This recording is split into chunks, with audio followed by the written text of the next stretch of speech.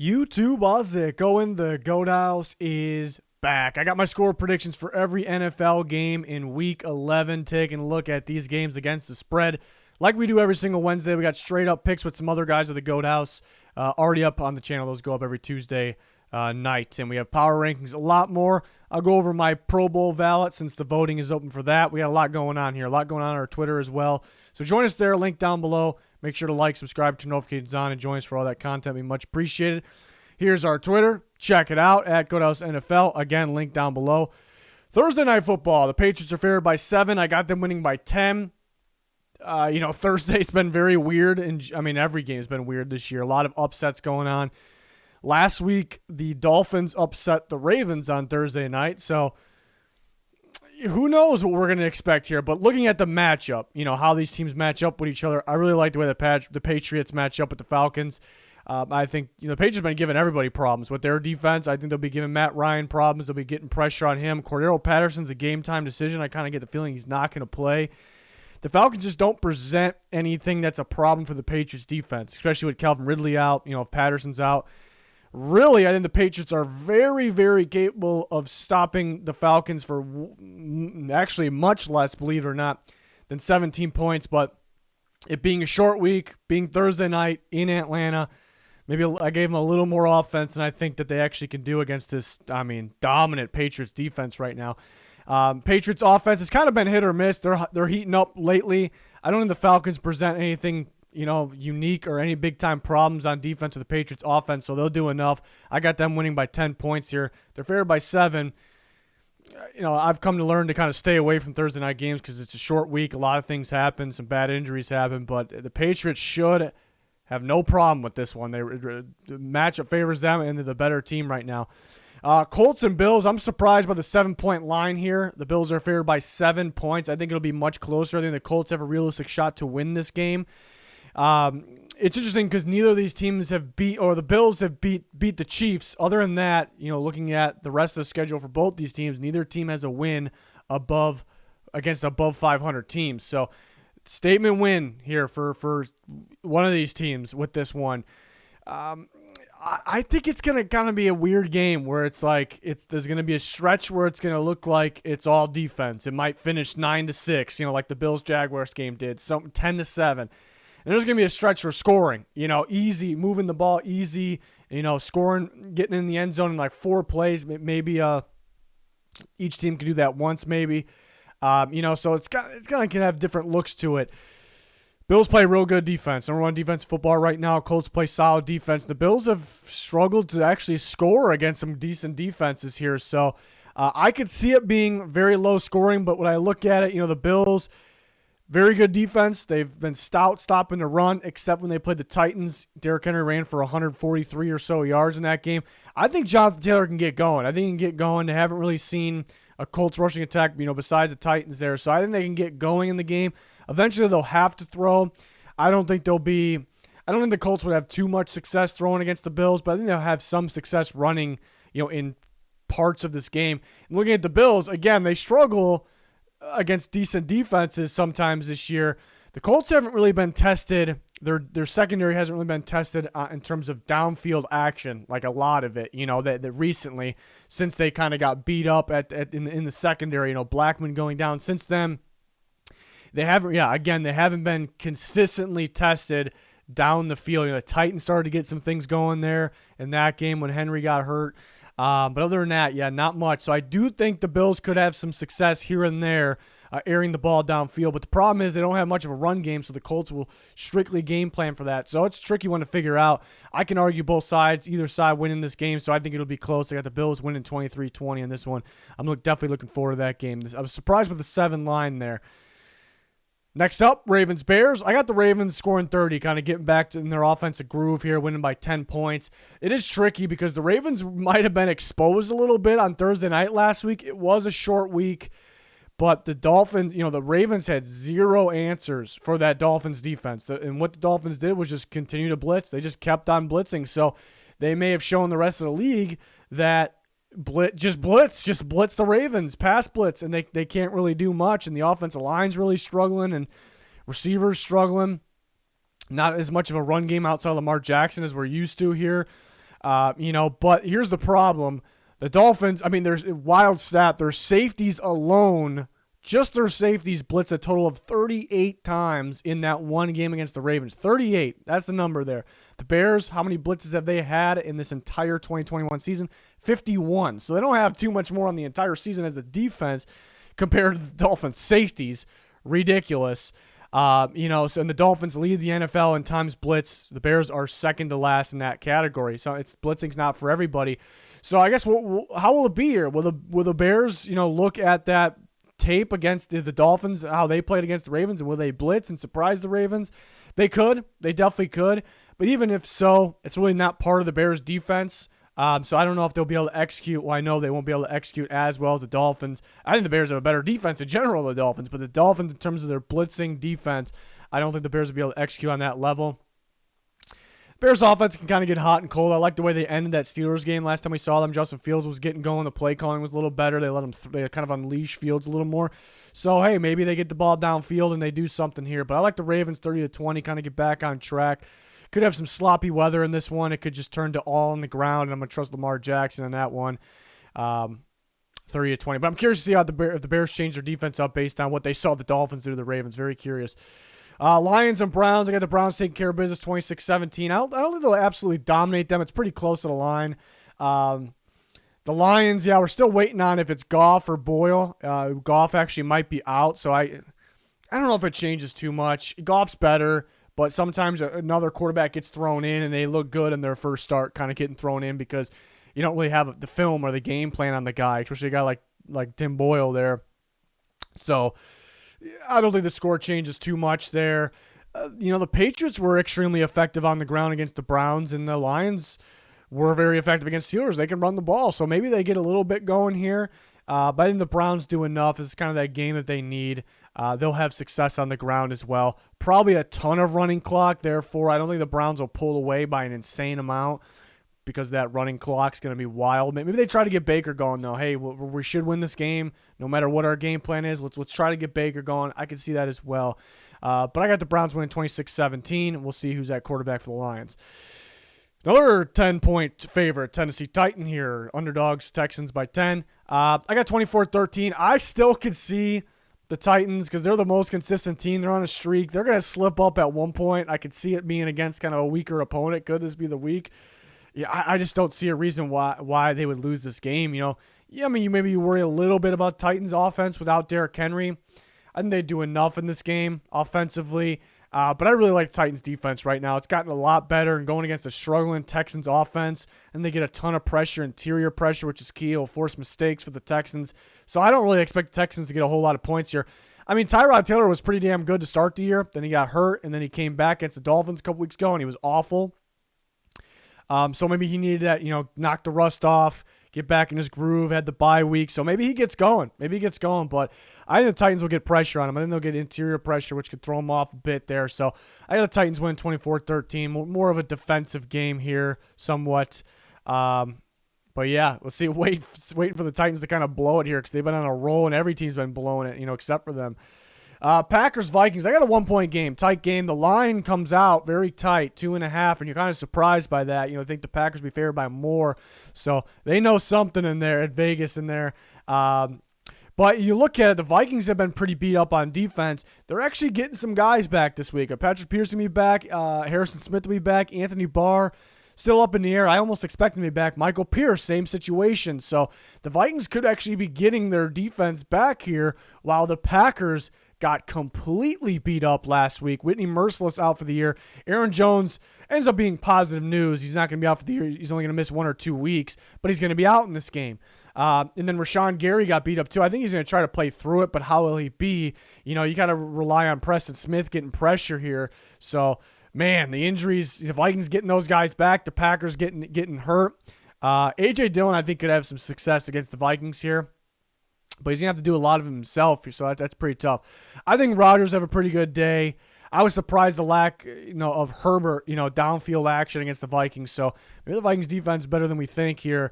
Maybe they slow down Rodgers. But I think Rodgers has a pretty solid day. Nothing insane, but Packers defense is playing. This is the difference. Packers defense is playing very, very well, extremely balanced. So the Vikings play caller has been pretty bad this year. So they're going to go into this game. What do we do? Do we run? They're going to be all over the place. I could see it where the Vikings kind of go back to their ways. They're winning this game at the end. The Packers have a game-winning drive. Aaron Rodgers puts together a game-winning drive. But I can argue both sides here. I mean, it's in Minnesota. It's going to be crazy. This is one of the biggest rival games in sports here. That crowd's going to be crazy. So I could see the Vikings winning the game. I'm going to take the Packers, though. I think way their defense is playing, I think Aaron Rodgers has just enough in this game, especially down the stretch. So I'll take the Packers in a squeaker there. Dolphins, Jets. I like the Dolphins 24-17. They're -3. Jets going with Flacco, we heard this morning, which I do think is probably the right choice because I talked about in the picks last night. Dolphins, their defense is getting hot, but it's mainly they've been matched up with some teams that their blitz really works on, and I'm thinking Zach Wilson or Mike White, the blitz is going to work wonders against those guys.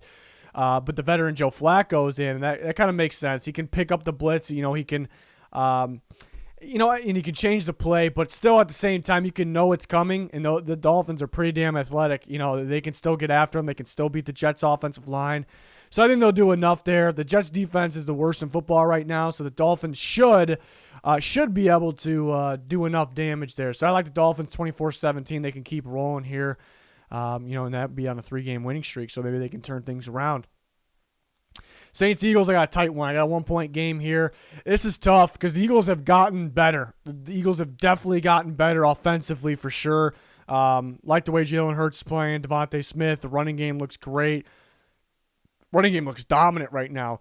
And the Saints, they probably got worse, and that's because Jameis Winston got hurt. I mean, Kamara was out last week. We'll see if he plays. I'm feeling the Saints, though, but it's real tricky because the Saints are so damn good stopping a run. They take that away from you. They make you uncomfortable. They make you have to throw. And if I think if the Saints put the Eagles in that situation, I think the Saints will make plays in the secondary, and they'll do enough to win. But the Eagles they don't have your traditional running style. They can just pound the ball up the middle, but you got to worry about the read options. Hurts taking the ball on the outside. So, man, I could see the Saints being, not the same against the run, not what we're used to because it's a different style run. But I'm kind of banking on them slowing it down here, stopping a run, forcing the Eagles in different situations, uncomfortable situations, and doing enough here. Saints actually been moving the ball all right. It's just on Simeon's been all right. It's just on him continuing to play well, and the receivers. They caught the ball well last week. 2 weeks ago they struggled to catch the ball. So we're kind of banking on some things here. Simeon being all right and the receivers and tight ends being okay here. But I think they do enough. They actually been moving the ball. Again, the Eagles have gotten better. Defense looked good last week. I'm still not in love with the defense. I think you can do enough, move the ball on them. But again, their offense is getting better. I'm just feeling the Saints.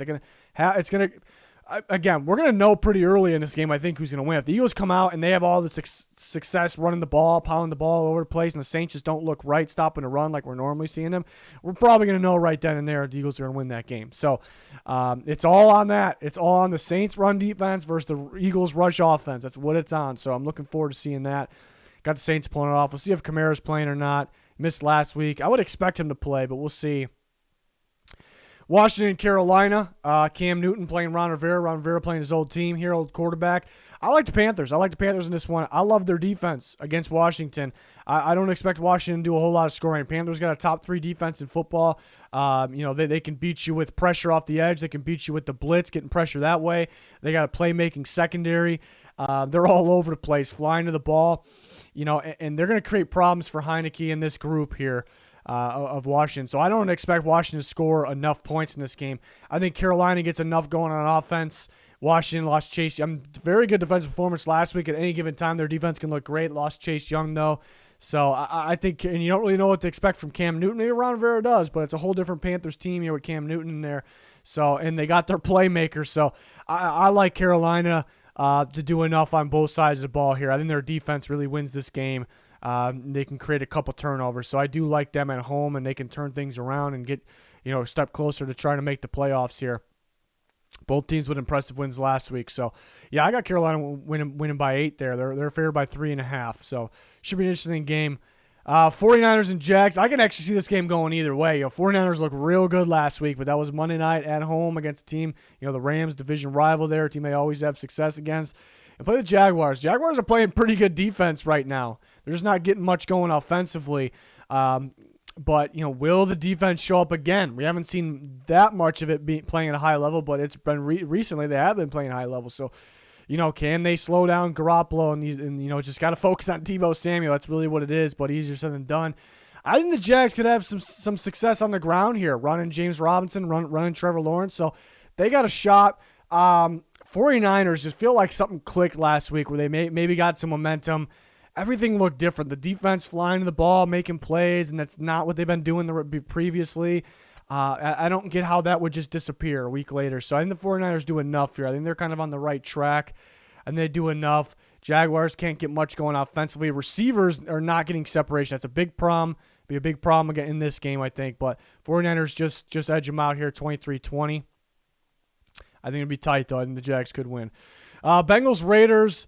I like the Bengals. I like the Bengals here. I think the Raiders be so focused on, trying to account for all these Bengals receivers. And Tyreek Hill was a problem for them. They were leaving him wide open, so they're going to be worried about Jamar Chase. And I think these receivers could have a day, but you can also run on the Raiders, it looks like the last several weeks here. You can be very effective on the ground where I think they'll be so game plan focused on the receivers. I think Joe Mixon could have himself a day in this game. I think Joe Mixon's the difference. And the Bengals will make plays in the passing game as well. And that'll be the difference in my opinion. The Raiders, I don't really know what to expect from them. I mean, they went on a winning streak, they went on a losing streak, they went on a winning streak, and now they're on a losing streak. So is it time for that winning streak again? They're struggling though right now. The Bengals do a great job stopping a run. I think they're going to make the Raiders one-dimensional here, and the Raiders will make plays here and there in the passing game. But the Bengals have been very good defensively. I'm not really sure what happened in a game like the Jets, but in the Browns game, but they got the bye week. They had time to game plan for this.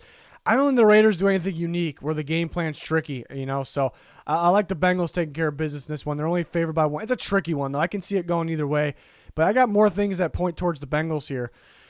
Cowboys, Chiefs. The Chiefs are favored by 2.5, and they're heating up. They're back right now. But I like the Cowboys. I like the way they match up with them. The Chiefs playing a lot better offensively, and they're playing a lot better defensively all of a sudden. But I think the Cowboys got them beat on both sides of the ball. It's pretty close, but the Cowboys got that very balanced attack of the run game and the pass game. I think that'll be a problem for the Chiefs defense. And then Chiefs offensively, I think they'll have success here, but they still got those turnover type the potential. They got that turnover potential in a bad way. You can still get your hands on the ball. The Cowboys have been a team that have been executing greatly in those moments. So maybe one turnover, one play that makes the difference here. So I like the Cowboys on both sides of the ball. It is in Kansas City.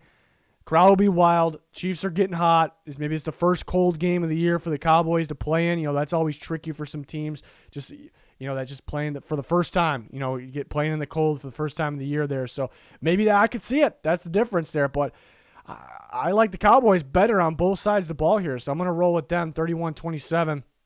But the Chiefs are definitely getting there. Cardinals, Seahawks is the toughest one to pick of the week, mainly because we're waiting on some injuries. We're waiting on Kyler Murray, who said, I seen a quote from him a little bit ago that he's getting close. I don't really know what that means in terms of this game exactly.